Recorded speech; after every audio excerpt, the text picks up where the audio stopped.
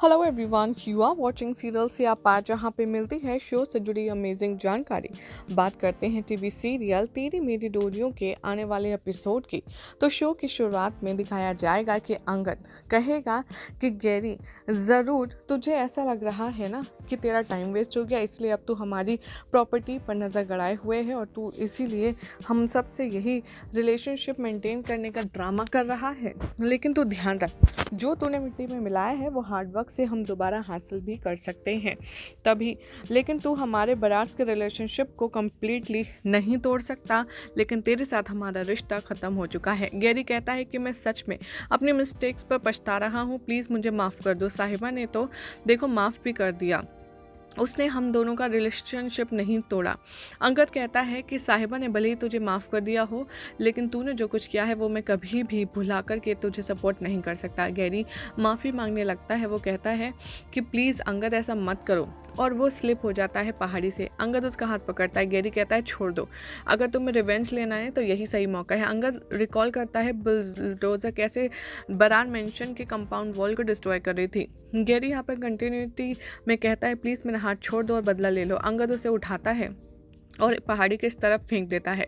Gary कहता है मैंने तुम्हें बचाया, और अंगद से गैरी कहता है कि तुमने मुझे बताया, इसका मतलब ये है कि तुम अभी भी मेरी फिक्र करते हो।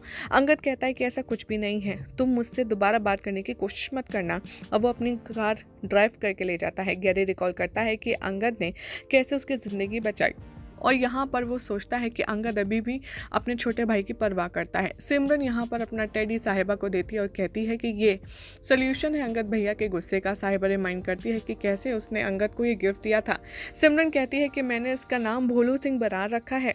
जैसे ही कोई भी एंग्री होता है तो ये बिल्कुल अंगद भैया की तरह बिहेव करने लगता है, और वो भोलू को देखती है और स्माइल करती है।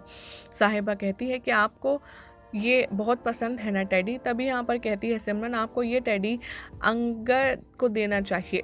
साहिबा होप करती है कि बस कैसे ही ना करके सिमरन की मासूमियत वाली इस ट्रिक से अंगद का गुस्सा शांत हो जाए और सारी चीज़ें सॉर्ट आउट हो जाएं टॉफ़ी और टॉय से। मनवीर यहाँ काल के रूम में जा रही होती है उनसे बात करने, तभी इंदर उसे रोक लेता है। कहता है कि अभी बहुत देर हो चुकी है, हम कल बात करेंगे।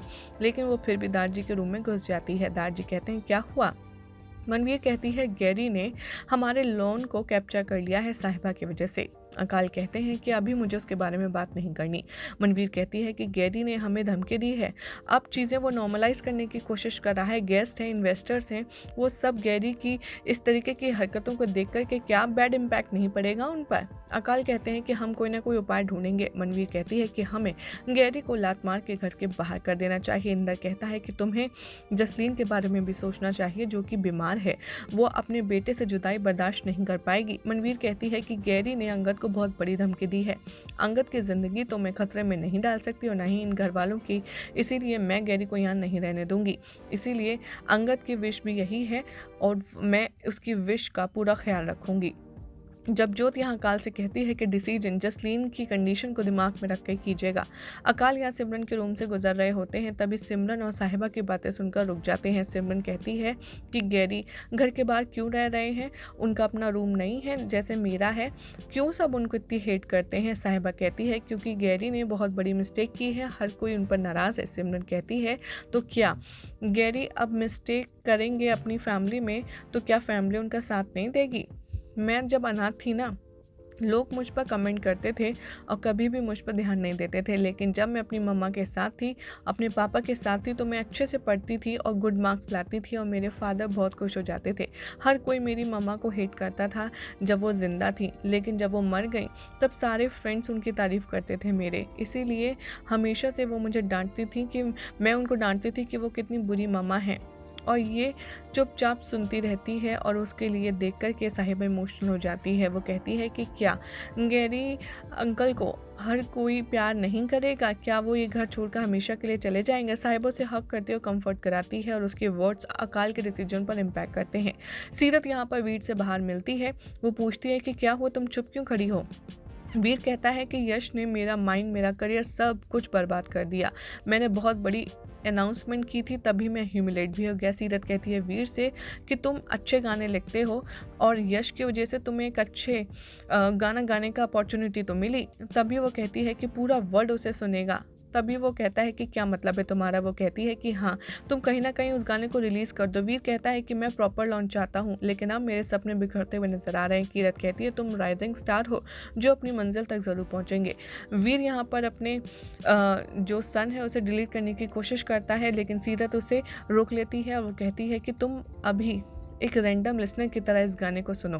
तभी वो गाना प्ले करती है, ओ कुड़ी मेरे ख्वाब, और वो रोती है रिकॉल कर कर अंगद का गुस्सा उसके लिए। तभी अंगद रिकॉल करता है साहिबा का सपोर्टिंग वीर के लिए।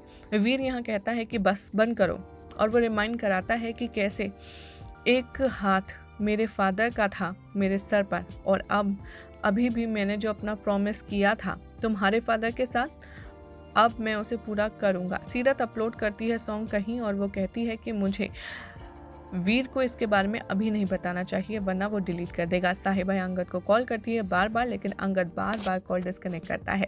यही सब दिखाया जाएगा शो के अपकमिंग ट्रैक में। देखना होगा, काफ़ी इंटरेस्टिंग कि आखिर साहिबा बार बार अंगद को कॉल क्यों कर रही थी, और आखिर अंगद के गुस्से के कारण साहिबा ने जो बड़ा फैसला लिया है नए प्रोमो में जो दिखाया गया है वो लेने की क्या मजबूरी थी। फिलहाल तो ऐसी मज़ेदार अपडेट्स के लिए चैनल को सब्सक्राइब कीजिए, वीडियो को लाइक शेयर करना ना भूलें।